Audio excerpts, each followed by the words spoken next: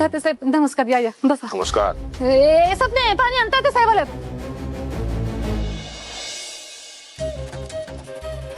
कसं काय येणं केलं? सत्या, जयदीप या खाली या, तुमच्याशी फार महत्वाचं बोलायचं आहे. या खाली. जय जय सत्या, तात्या साहेब आल्यात, खाली या. असं अचानक कसं काय येणं केलं? अचानक काय, त्याची गोष्टच अशी घडली आहे. सगळीकडे त्याचं चालू आहे. दोन भाऊ आपापसात भांडतायत. राम लक्ष्मणासारखे दोन बंधू आपापसात भांडतायत अशी बातमी कळली मला, म्हणून आलोय मी. काय चाललंय सत्या, काय जयदीप, काय चाललंय काय? हा, इतके चांगले भाऊ तुम्ही, एकमेकाच्या ताटात जेवणारे तुम्ही असं भांडताय. हा, एकमेकाच्या जीवावर उठलाय तुम्ही. ही गोष्ट बाहेर गेली, लोक काय म्हणतील?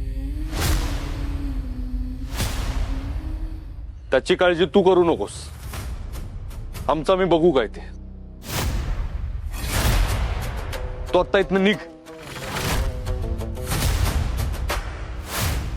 नाही कसं आहे, बाहेरच्या माणसानं आमच्या घरातल्या विषयावर बोलायची काही गरज नाही.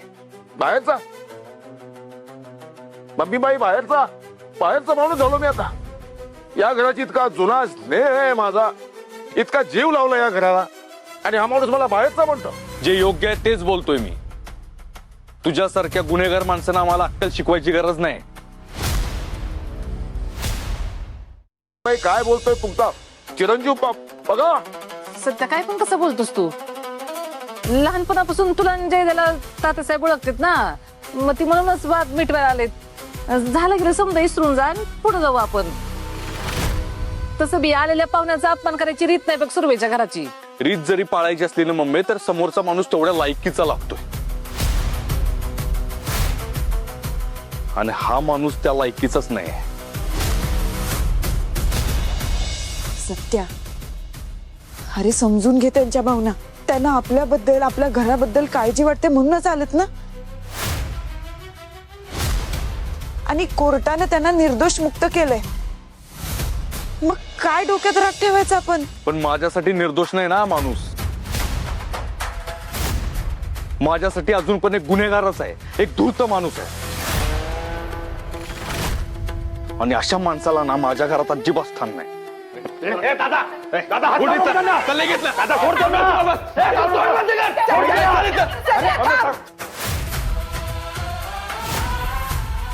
तुला माझी शपथ आहे, तात्या साहेबांना घराच्या बाहेर काढशील तर.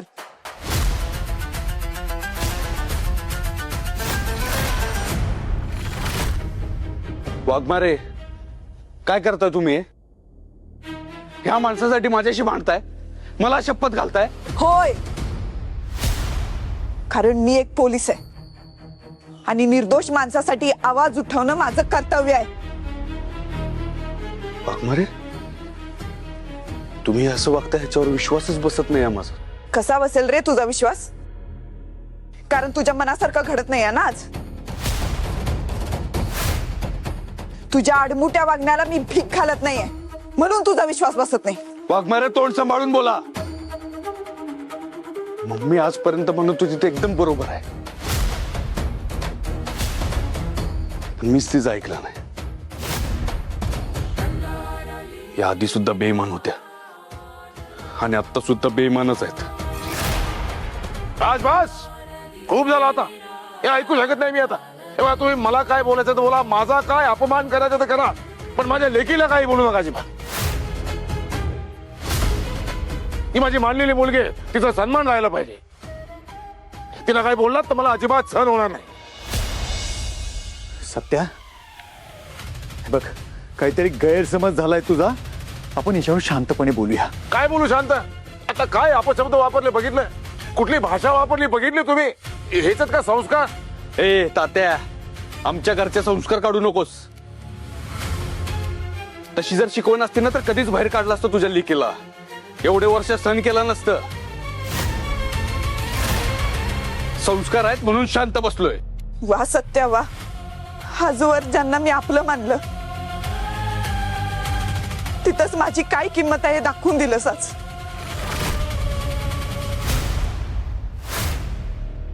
आणि काय म्हणालास? यांना कवाच घराबाहेर काढलं असतं. चल, आजच मला घराच्या बाहेर काढ, नाहीतर मीच निघून जाते. मला अशा घरात राहायचंच नाही जिथं मला किंमत नाही. मी जाते माझ्या घरी, माझ्या हक्काच्या घरी.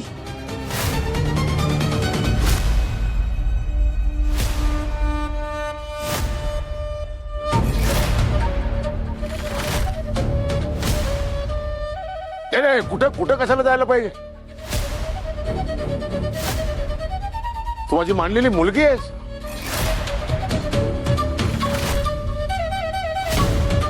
आपलं घर आहे. चल आपण आपल्या घरी जाऊ. चल.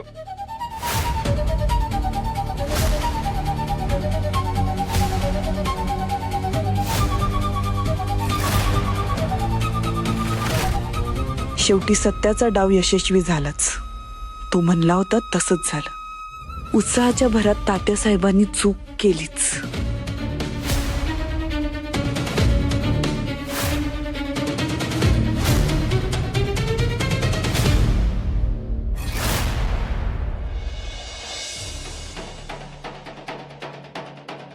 सत्य, अरे काय चाललंय हे सगळं? अरे मंजू घर सोडून चालली तरी तू तिला अडवत नाहीयेस. काढू काढू मी यांना.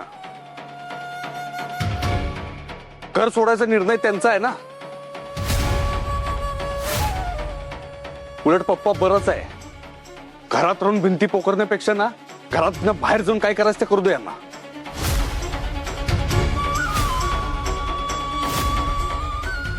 बरोबर एकदम माझ्या मनातलं बोललास बघ सत्या. एवढ्या त्या पोरीसाठी करून का नाही तिला जरा पण जाण नाही बघ. बस आता. सत्या, मम्मी बाई आता बास झालं. कोणी आता माझ्या लेकीला काही बोलायचं नाही, आणखीन अपमानित करायची गरज नाही.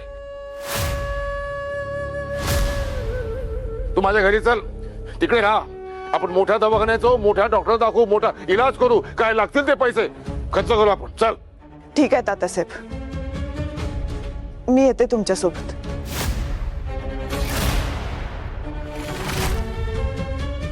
पण माझी एक अट आहे. मला या घरात माझ्या कुठल्याच आठवणी मागे नाही ठेवायच्यात. नका ठेवू मग. मी तर म्हणतो एक बी गोष्ट मागे ठेवू नका. कारण मला ना तुमच्यासारख्या विश्वासघातकी माणसाची एक पण आठवण माझ्या घरात नकोय.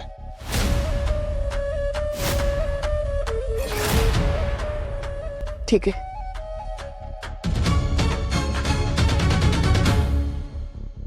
मंजू, अगं तू तरी नको असं वागूस.